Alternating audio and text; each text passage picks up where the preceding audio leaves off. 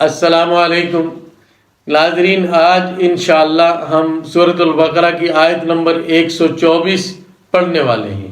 اعوذ باللہ من الشیطان الرجیم، بسم اللہ الرحمن الرحیم۔ وَإِذِ ابْتَلَىٰ إِبْرَاهِيمَ رَبُّهُ بِكَلِمَاتٍ فَأَتَمَّهُنَّ، اور وہ وقت قابل ذکر ہے جب ابراہیم کا امتحان لیا اس کے رب نے چند باتوں میں، تو ابراہیم نے ان کو پورا کر دیا۔ یہاں چند باتیں قابل غور ہیں۔ پہلی بات یہ کہ یہ امتحان کیسا تھا، دوسرا اس امتحان کی تفصیل کیا تھی، کن کن چیزوں میں لی گئی، تیسرا کامیابی کس درجے کی رہی، اور چوتھا یہ کہ اس پر پھر انعام کیا ملا، پانچواں اس انعام کے ملنے کا آئندہ والی نسلوں کے لیے اللہ تعالیٰ نے ایک ضابطہ مقرر کیا، وہ ضابطہ کیا تھا۔ یہ چند باتیں قابل غور ہیں اور ان کو توجہ سے سننے کی ضرورت ہے۔ پہلی بات تو یہ کہ امتحان ہوتا ہے کسی کی قابلیت جانچنے کے لیے۔ اللہ تعالیٰ تو علیم و خبیر ذات ہیں، انہوں نے پھر سیدنا ابراہیم علیہ السلام کا امتحان کیوں لیا؟ اس سوال کا جواب قرآن مجید کی یہاں ایک لفظ سے ہی مل جاتا ہے۔ لفظ ہے وَإِذِ ابْتَلَىٰ إِبْرَاهِيمَ رَبُّهُ۔ رَبُّهُ کا جو لفظ ہے اس میں سارا جواب ہے کہ جب ابراہیم کو آزمایا اس کے پالنے والے نے، یعنی اس کے رب نے۔ رب اللہ تعالیٰ کی صفات میں سے یہ صفت ذکر کی گئی یہاں پر۔ رب اسے کہتے ہیں جو کسی چیز کو آہستہ آہستہ تربیت کرتے ہوئے، بڑھاتے ہوئے کمال کے درجے تک پہنچا دے، وہ رب ہے۔ تربیت سے ہے یہ لفظ۔ تو اس لفظ میں ہی جواب موجود ہے کہ اس جواب سے مقصد حضرت ابراہیم علیہ السلام کی قابلیت اور لیاقت کو جانچنا نہیں تھا، بلکہ اس امتحان کا مقصد سیدنا ابراہیم علیہ السلام کی تربیت تھی، جو اللہ تعالیٰ ان کی کرنا چاہتے تھے، کیونکہ اللہ تعالیٰ نے ان کو ایک خاص مقام دیا ہے انبیاء میں علیہم السلام میں، جو ان کو ممتاز کرتا ہے دوسرے انبیاء سے۔ وہ مقام خلت ہے، یعنی وہ اللہ تعالیٰ کے خلیل ہیں۔ جہاں یہ لفظ آئے گا وہاں تفصیل سے عرض کریں گے کہ خلیل کسے کہتے ہیں۔ تو آسانی کے لیے یوں سمجھ لیں کہ خلیل کا ترجمہ اردو میں دوست سے کر دیا جاتا ہے، لیکن یہ خاص مقام کا نام ہے جو حضرت ابراہیم علیہ السلام کو دیگر انبیاء سے ممتاز کرتا ہے۔ تو اس مقام خلت پر اللہ تعالیٰ ان کو سرفراز کرنا چاہتے تھے۔ اس کے لیے جو ضروری تربیت درکار تھی وہ اللہ تعالیٰ ان کی فرما رہے تھے، اور اللہ تعالیٰ نے اس لیے ان کو آزمائش میں ڈالا اور ان کا امتحان لیا۔ دوسرا یہ کہ یہ امتحان کس نوعیت کا تھا۔ یہ امتحان مدرسوں کے اور اسکولوں کے امتحانات کی طرح نہیں تھا جس میں صرف چند علمی مسائل کے متعلق پوچھا جاتا ہے اور مخاطب ان کا علمی طور پر جواب دے کر اپنی کامیابی یا ناکامی کا وہ رخ متعین کر لیتا ہے، اور ممتحن کی نظر میں وہ کامیاب یا ناکام ٹھہرتا ہے۔ یہ امتحان علمی نہیں تھا، یہ امتحان عملی تھا اور اخلاقی تھا۔ اس سے معلوم ہوا کہ اللہ تعالیٰ کی بارگاہ میں اصل قدر علم کی بجائے عمل اور اخلاق کی ہے۔ جان لینا کچھ بھی نہیں اگر اس کے مطابق عمل نہ ہو اور اس کے مطابق انسان کی اپنی اصلاح نہ ہو، جسے اچھے اخلاق سے آراستہ کرنا اپنے آپ کو، یہ چیز جب تک نہ ہو اس وقت تک جان لینے کی کوئی اہمیت نہیں۔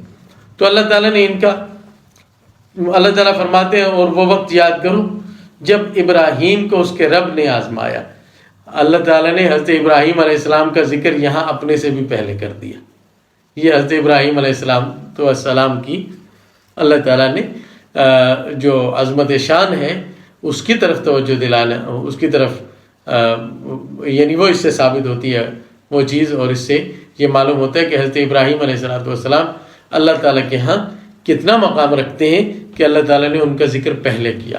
اپنے سے بھی پہلے کیا، مفعول کو مقدم کیا، فاعل کو مؤخر کیا، ترتیب بھی بدلی، اور یہ ترتیب بھی کہ ان کا ذکر بندے کا پہلے کیا، اپنا ذکر بعد میں کیا۔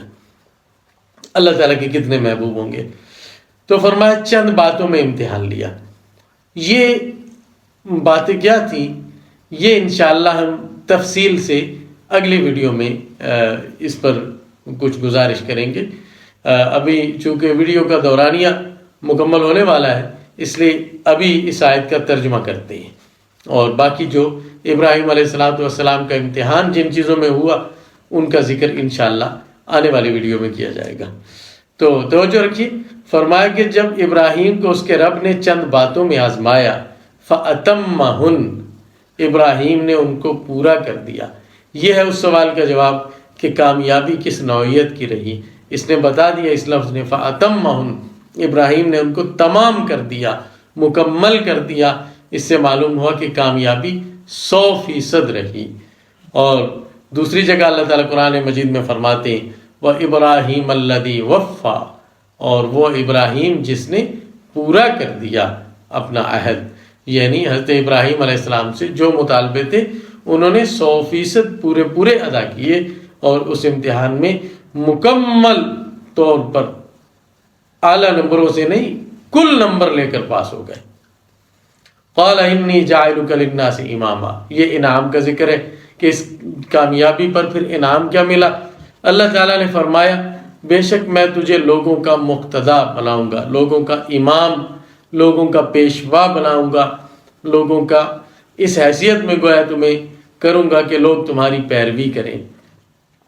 اور اس میں نبوت بھی داخل ہے، حضرت ابراہیم علیہ السلام کی نبی مقتدا ہوتا ہے، اور ان کی یہ حیثیت بھی داخل ہے کہ ان کے بعد پھر جتنے آسمانی مذاہب ہیں وہ سب کے سب ان کی پیروی کا دعویٰ کرنے والے ہیں، کیا یہودی، کیا عیسائی، کیا مسلمان، حتیٰ کہ مکہ کے بت پرست جن کو کتاب سے کوئی واسطہ نہیں، سب کے سب کہتے ہیں کہ ہم حضرت ابراہیم علیہ السلام کے پیروکار ہیں۔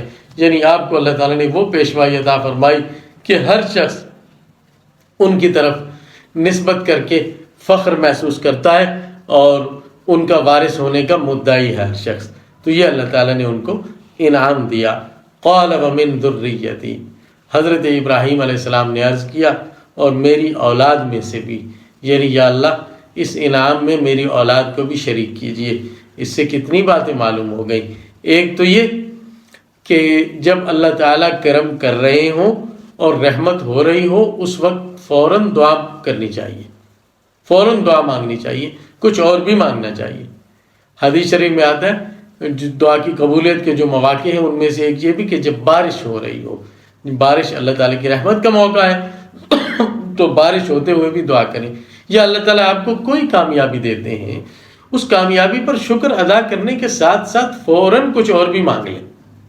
یہ حضرت ابراہیم علیہ السلام کے اس عمل سے معلوم ہوا، کیونکہ اس وقت اللہ تعالیٰ کی رضا اتر رہی ہے، اللہ تعالیٰ کا کرم نازل ہو رہا ہے، اور اللہ تعالیٰ کی رحمت متوجہ ہے، تو اس ایک کامیابی مل رہی ہے، وہ کامیابی ملتے ہی فوراً کچھ اور بھی مانگ لیں۔ اور پھر یہ کہ کچھ اور مانگنے میں کیا، حضرت ابراہیم علیہ السلام نے اپنی نسل کی فکر کی، یہ بھی معلوم ہوا۔ ایک نبی کے ایک لفظ سے کتنی باتیں معلوم ہو رہی ہیں کہ انہوں نے اپنی اولاد کے لیے بھی دعا مانگی اور اس فضل میں اولاد کو بھی شریک کرنا چاہا۔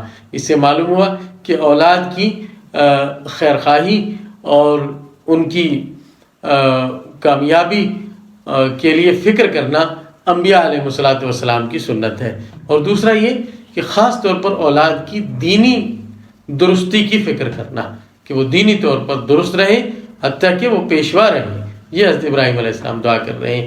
دعا کا حاصل یہ ہے کہ وہ یہ دعا کر رہے ہیں کہ یا اللہ میری اولاد میں بھی نبیوں کا سلسلہ جاری فرمائیے گا۔ قال لا ینال عہد الظالمین، اللہ تعالیٰ نے فرمایا کہ میرا عہد ظالموں کو نہیں پہنچے گا۔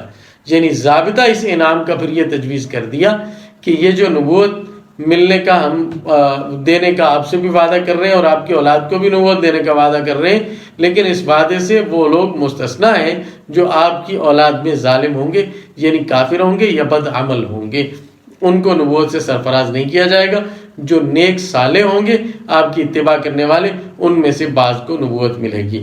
اور اللہ تعالیٰ نے حضرت ابراہیم علیہ السلام کے بعد جتنے انبیاء بھیجے، حضور سرور دو عالم صلی اللہ علیہ وسلم سمیت جتنے بھی نبی آئے سب کے سب اولاد ابراہیم ہیں، حضرت ابراہیم علیہ السلام کی آل میں سے ہیں۔ اللہ تعالیٰ نے اس شان کے ساتھ ان کی دعا قبول فرمائی۔ ناظرین 124 نمبر یہ آیت ہے، اس کا ترجمہ ہم نے کر لیا ہے۔ اب اس میں حضرت ابراہیم علیہ السلام کے امتحانات کی تفصیل رہ گئی کہ وہ کیا چیزیں تھیں جن میں ان کا امتحان لیا گیا، اس کے لیے ہماری اگلی ویڈیو دیکھیے۔ اللہ حافظ۔ فرقہ واریت سے بات اور خالصاً قرآن و سنت کی زبان میں قرآن کریم کو سمجھنے کے لیے ہمارے چینل کو سبسکرائب کریں۔